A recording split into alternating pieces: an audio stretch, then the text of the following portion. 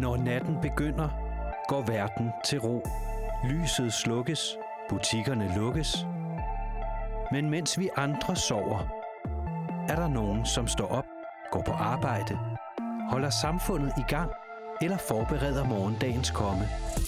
Det er dem, vi tager med på nattevagt. Klokken er 9 lørdag aften. Sten Erik Elmer Pedersen møder ind som den første til nattevagt på Crazy Daisy i Næstved. Der er meget stille, der er roligt, men bestemt ikke om en små 2 timers tid, så kommer der pres på. Og så plejer jeg altid at starte med at tænde det hele op. Noget af det første, jeg gør, når jeg lander her, det er at gå ind og tjekke, at vores lysprogrammer virker.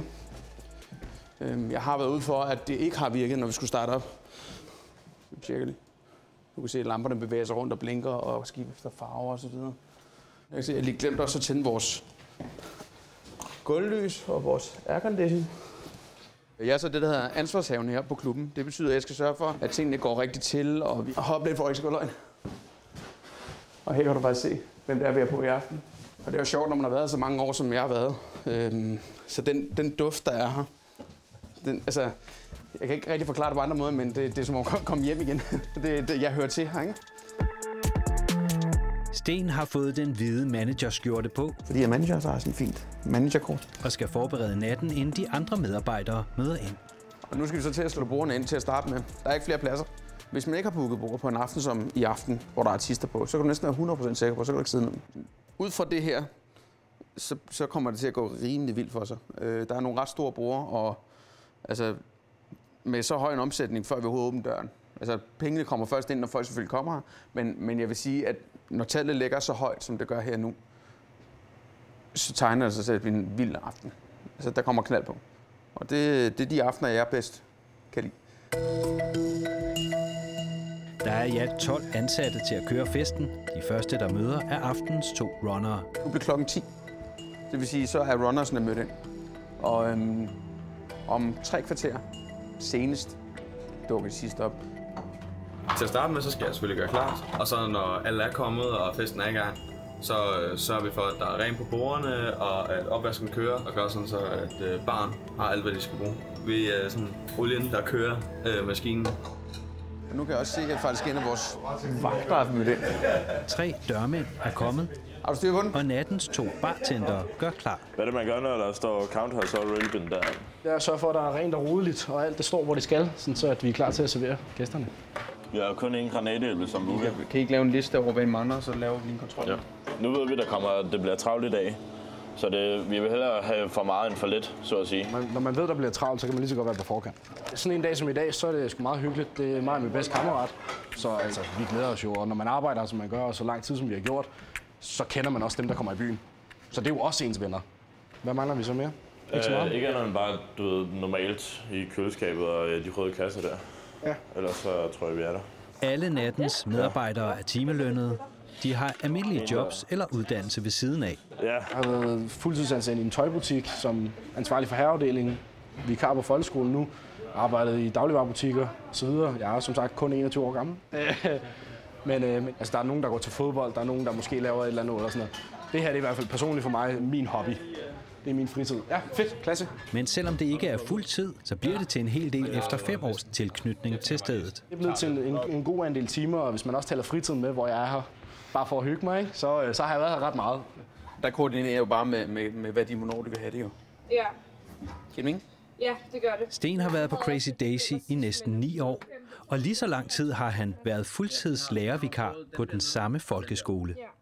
Jeg synes, det er skide sjovt at lave sådan af. Jeg kan følge de unge hele vejen fra, de er helt små, altså helt ned fra 0. klasse op. Og nu, fordi jeg har været der så længe, så kan jeg faktisk begynde at se nogle af dem heroppe. Og det synes jeg faktisk er lidt fedt. DJ'en møder ind og sætter lidt gang i lokalet. Entrépigerne står klar. Udenfor begynder køen at vokse. Så hiver vi hinanden lidt op og prøver at få noget gas og noget gear og noget godt humør og energi og så videre. Og så bare god gang, god gas, gode oplevelser. Jeg kan høre mennesker derude, så det skal nok blive fint. Jeg plejer også selv lige at gå ud og sige hej til dem, når vi åbner. Herfra, så ser jeg, hvad sker. Gæsterne myldrer ind. Heriblandt en del af Stens tidligere elever. Og det vil jeg matematiklæreren, der spiller. Oh my god. Det er matematiklæreren. Det er matematiklæreren. Erfaringen fortæller mig, at inden for den næste halve time, så bliver der tryk på. Det skal nok komme, det er slet ikke i tvivl om. Halløj. Det er en af dem, jeg blandt andet har undervist for nogle år tilbage. Så er vokset op, og så er jeg blevet mødt af dem heroppe. Og det er det, der er magisk for mig at få lov til at være en del af, fordi det tror jeg ikke, der er ret mange, der får lov til. Det er fedt. Så starter vi bare lige for en ende af. I entréen har Frida Malling fået travlt. Så der er jo mere travlt, vi plejer, især når det er en kunstneraften. Hej, er det bare et armbånd? Ja. Yes, så er det 200 kroner. Men altså, der har jo været travlt, og der er mange mennesker. Halløj, er det bare et armbånd? På hverdagene arbejder Frida også om natten.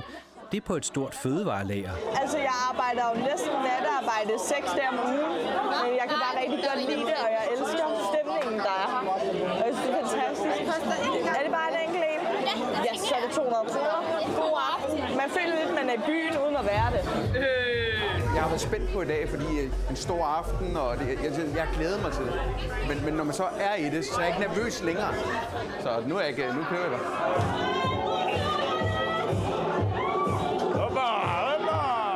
Dansegulvet og baren begynder at blive fyldt. Så er vi i gang. Det er den, man kører i det. Når man først er i gang, så kan man ikke stoppe. Det er sådan, så kører det bare. Så er den næste, så er den næste, så er den næste. Så kører det bare. Festen er i gang indenfor, men ude i entréen er presset begyndt at blive for stort. Skal vi lige holde køen 2 minutter? Yes, bare lad os få meldt det så. Steffen, hold lige køen lidt øjeblik. Der er lidt meget pres på hende, så bord bliver prioriteret nu, fordi de har betalt, eller skal betale for bordsafsat. Og så fastline, altså dem, der kommer først, de bliver lige sat lidt i bagpligt. Også se nu, at køen også begyndt at blive større hernede af. Men så sætter vi tempoet op. Hvor er du sej? Så går det øjeblik, piger. Der er travlt, men ikke noget, vi ikke kan håndtere. Folk er glade. Vi har øjne på alle hele tiden. Det er jo ikke kun folk, der laver ballade, vi holder øje med. Det er også folk, der har fået for meget drik måske, eller epileptisk anfald, eller det kan være hvad som helst. Så I må have tålmodighed, venner. Vi gør det så hurtigt, vi kan. Der var lidt tumult nede bagerst i køen, hvor vi var nået og give lidt voksenskæld ud, og så faldt det til ro. På sådan en aften som den her, så er det trygt. Altså, det hele er trykket, ikke? Det er også derfor, det er vigtigt, at vi ligesom har overblik. Men jeg synes, det er fedt, det der med at sørge for, at de unge mennesker har en god aften, og både kan komme godt ind, men i den grad også komme godt hjem. Carsten, vi kører et bord mere.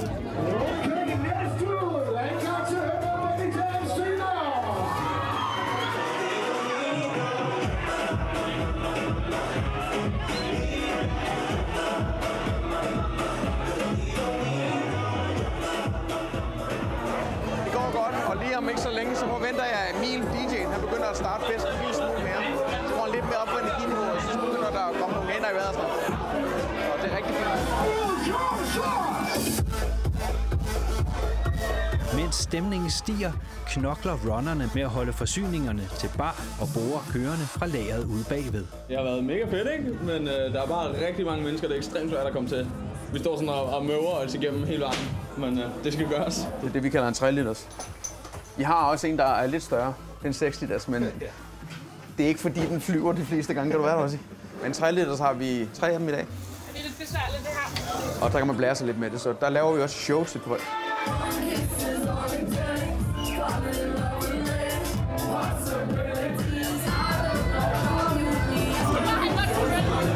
Ligesom man skulle tro, festen var ved at nå sit højdepunkt, sniger aftens artist Benny James sig ind på kontoret for at gøre sig klar. Det er som jeg ser det, formatet, det kører i. Sten hjælper med at få musikken over på en USB, så den kan blive afspillet. Vi går op til DJ'en med den her USB her. Og når den er med, så synger de bare til et instrumental som regel. Det er nemt, det er lige til, men det er fedt. En klar på under musik eller hvad? Hey, hey, hvad siger du, Casey? Hey, hey. Let's get it. Hey, de kalder mig Chance, de kalder mig Chance, men det er lige mig, jeg så vant til det. Selvom baren er fyldt, bliver der en lille pause for bartenderne. Alle står på baren og prøver at kigge. Så kan man bare stå og hygge sig og snakke, og altså, det er mega fedt.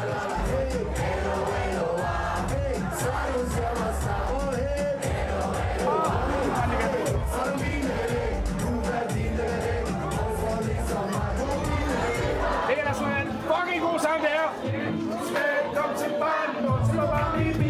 Connie Koncerten slutter lidt i 3.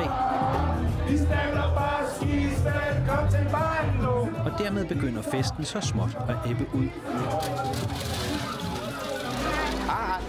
Fuck, der var knald på. Det var kogende varmt, så jeg er tilfreds. Lige så snart der artisten har været på, det er næsten lige meget, hvem det er, så ryger der cirka halvdelen af folk, de lister lige ud stille og roligt. Nogen tager hjem og siger, at det var det, og så er der nogen, der lige går ind og giver den sidste skalle. Nattens omsætning har været overvældende god. Med 50% over det budgetterede, kan Sten med sindsro lukke festen 4:30.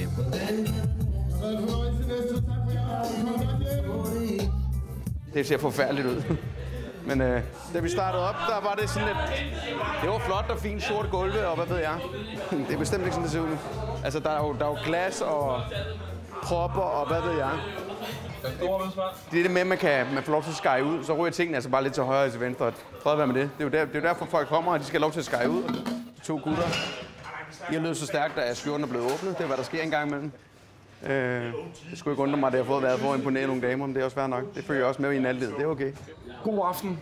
Lav budget. Forretningen kører. Oplevelsen har været der. Så alt i alt en god aften. Jeg synes, tiden går hurtigt. Det gør den jo kun, når man hygger sig. Ja. Så altså, det har sgu bare været fedt. Altså, jeg er ikke træt lige nu.